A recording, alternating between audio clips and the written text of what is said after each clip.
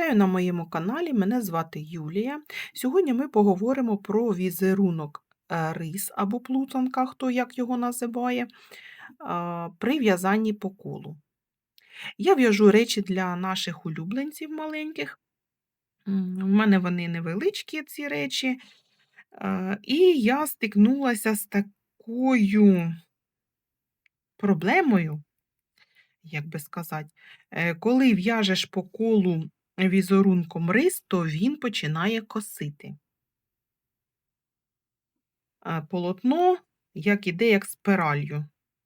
І це не дуже гарно виглядає.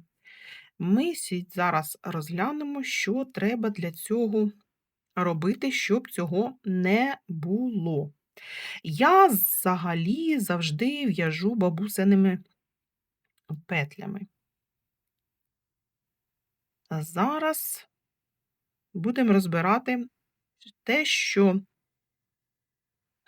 ліцеві та можна в'язати бабусиними петлями, а от виворітні треба в'язати тільки класичним способом. Тоді ваше полотно не буде косити. Ось, дивіться, в чому різниця бабусиного і класичного. Ось треба нам зв'язати виворітну петлю. Ми заводимо нашу спицу за праву дужечку або за передню, чи під задню, під передню. І пров'язуємо класичним способом нашу виворотню петлю. Класичний спосіб – це коли ниточка йде зверху.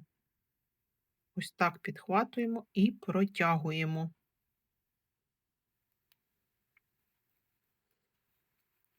Лицьова як лицьова, а виворітна, дивіться ще раз, заводимо за праву передню дужечку. Ниточка зверху спиці підхопили, не підхоплюється, бо я такого раніше не робила, пров'язали.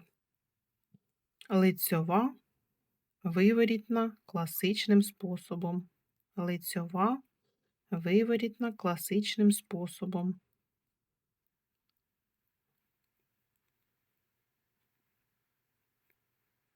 Мені класичним не дуже зручно. Може, звісно, я потім привикну. О, бачите, вже начудила, поки з вами балакала.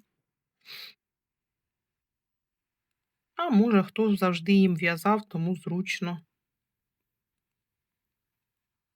Так що ось в чому вирішення проблеми візерунку рис.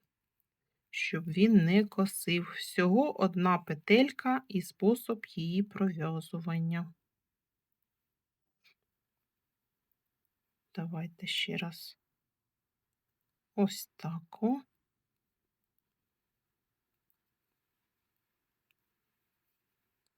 За праву дужечку завели, зверху ниточку поклали, підхопили і протягнули.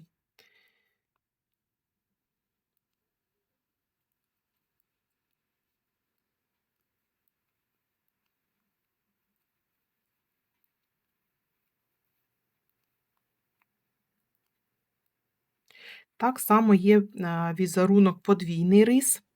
Він також дає виробу, якщо в'язати бабусиними петлями, то виріб починає косити або спіралькою йти. Тому, якщо ви в'яжете подвійним рисом або подвійною плутанкою, то там теж треба виворітні петлі в'язати класичним способом. Ось так. Лицьова і класична виворітна.